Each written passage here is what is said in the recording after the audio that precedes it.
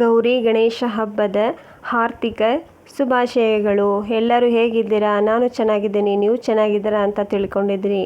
ಆ ಗಣೇಶ ಎಲ್ಲರಿಗೂ ಒಳ್ಳೇದು ಮಾಡಲಿ ಅಂತ ಕೇಳ್ಕೊತೀನಿ. ಹಾಯ್ ಫ್ರೆಂಡ್ಸ್, ಹೇಗಿದ್ದೀರಾ? ಚೆನ್ನಾಗಿದ್ದೀರಾ? ನಾನು ಚೆನ್ನಾಗಿದ್ದೀನಿ, ನೀವು ಚೆನ್ನಾಗಿದ್ದೀರಾ ಅಂತ ತಿಳ್ಕೊಂಡಿದ್ದೀನಿ. ಬನ್ನಿ ಫ್ರೆಂಡ್ಸ್, ಇವತ್ತು ನಾನು ಸಿಂಪಲ್ಲಾಗಿ ಶೇಂಗಾ ಚಟ್ನಿ ಮಾಡೋದು ಹೇಗೆ ಅಂತ ತೋರಿಸ್ತಾ ಇದ್ದೀನಿ. ನಾವೆಲ್ಲಿಗೋ ಹೋಗ್ತಾ ಇದ್ವಿ, ನಾವು ಶೇಂಗಾ ಚಟ್ನಿ ಮಾಡ್ಕೊತಿದ್ವಿ, ನಿಮಗೂ ತೋರಿಸೋಣ ಅಂತ ತೋರಿಸ್ತಾ ಇದ್ದೀನಿ. ತುಂಬ ಸಿಂಪಲ್ಲಾಗಿ ನಮ್ಮ ಉತ್ತರ ಕರ್ನಾಟಕ ಸೈಡ್ ನಾವು ಯಾವ ಥರ ಶೇಂಗಾ ಚಟ್ನಿ ಮಾಡ್ತೀವಿ ಅಂತ ತೋರಿಸ್ತಾ ಇದ್ದೀನಿ. ಬನ್ನಿ ಮತ್ತೆ ನೋಡ್ಕೊಂಬರೋಣ. ಇದಕ್ಕೆ ಏನೇನು ಬೇಕು, ಆಮೇಲೆ ಎಷ್ಟು ಸಿಂಪಲ್ಲಾಗಿ ನಾವು ಮಾಡ್ಕೋಬೋದು.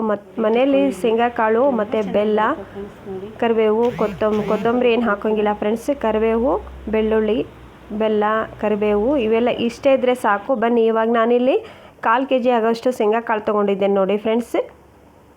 ನೋಡಿ, ನಿಮ್ಮ ಮನೇಲಿ ನೀವು ಜಾಸ್ತಿ ಬೇಕಾದರೆ ಜಾಸ್ತಿ ತೊಗೋಬೋದು ಫ್ರೆಂಡ್ಸ್. ಇದು 1 ತಿಂಗಳಿಟ್ರು ಏನೂ ಆಗೋದಿಲ್ಲ, ಅಷ್ಟು ಚೆನ್ನಾಗಾಗುತ್ತೆ ಶೇಂಗಾ ಚಟ್ನಿ. ಬನ್ನಿ, ಇವಾಗ ನಾನು ಈ ಕಡೆ ಒಂದು ಫ್ಯಾನಲ್ಲಿ ಹುರ್ಕೊತಾ ಇದ್ದೇನೆ ನೋಡಿ ಶೇಂಗಾ ಕಾಳು. ಸಿಂಪಲ್ಲಾಗೆ ಮಾಡ್ಕೋಬೋದು, ತುಂಬ ಸಖತ್ತಾಗಿ ಟೇಸ್ಟ್ ಕೊಡೋವಂಥ ಉತ್ತರ ಕರ್ನಾಟಕ ಶೇಂಗಾ ಚಟ್ನಿ ಇದು. ಇದಕ್ಕೆ ಮೊಸರು, ರೊಟ್ಟಿ ಇದ್ದರೆ ಏನು ಬೇಡ ನೋಡಿ ಫ್ರೆಂಡ್ಸ್. ಶೇಂಗಾ ಚಟ್ನಿಗೆ ಒಂದು ಸ್ವಲ್ಪ ಮೊಸರು ಹಾಕ್ಕೊಂಡು ರೊಟ್ಟಿ ತಿಂದರೆ ಎಷ್ಟು ಟೇಸ್ಟ್ ಕೊಡುತ್ತೆ ಅಂತ ಹೇಳ್ತೀರಾ.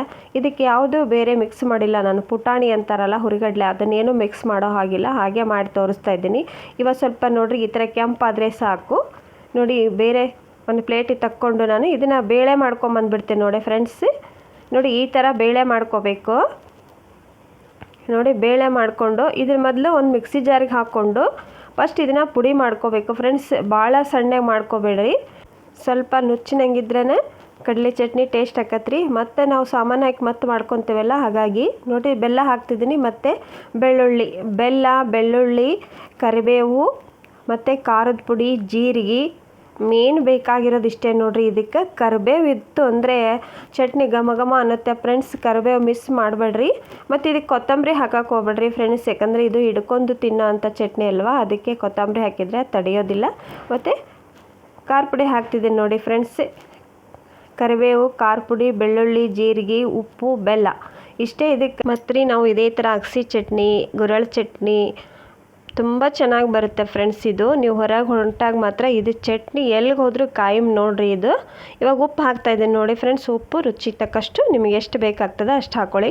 ನೋಡಿ, ಫಸ್ಟ್ ಒಂದು ಸ್ವಲ್ಪ ಪುಡಿ ಮಾಡ್ಕೊಳ್ಳಿ. ನೆಕ್ಸ್ಟ್ ಈ ಥರ ಎಲ್ಲ ಸಾಮಾನು ಹಾಕ್ಕೊಂಡು ನೀವೆಲ್ಲ ಮಿಕ್ಸ್ ಮಾಡ್ಕೊಳ್ಳಿ.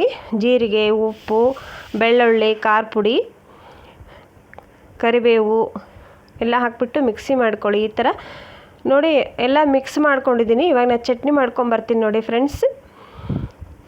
ತುಂಬ ಸಖತ್ ಟೇಸ್ಟ್ ಕೊಡ್ತೈತ್ರಿ. ನೋಡಿ, ಈ ಥರ ಚಟ್ನಿನ ಒಂದ್ಸಲ ಮಾಡಿಕೊಂಡು ತಿನ್ನಿರಿ. ಮತ್ತು ಹೇಗಿತ್ತು ಅಂತ ಕಮೆಂಟ್ ಬಾಕ್ಸಲ್ಲಿ ಹೇಳಿ. ಮತ್ತು ನೀವು ಯಾವ ಥರ ಚಟ್ನಿ ಮಾಡ್ತೀರಾ, ಇದೇ ಥರ ಮಾಡ್ತೀರಾ ಅಂತಲೂ ನನಗೆ ಕಮೆಂಟ್ ಬಾಕ್ಸಲ್ಲಿ ಹೇಳಿ.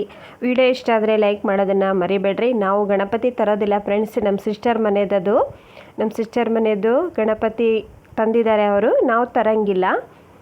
ನೋಡಿ, ವಿಡಿಯೋ ಇಷ್ಟ ಆದರೆ ಲೈಕ್ ಮಾಡೋದನ್ನು ಮರಿಬೇಡಿ ಫ್ರೆಂಡ್ಸ್. ಧನ್ಯವಾದಗಳು.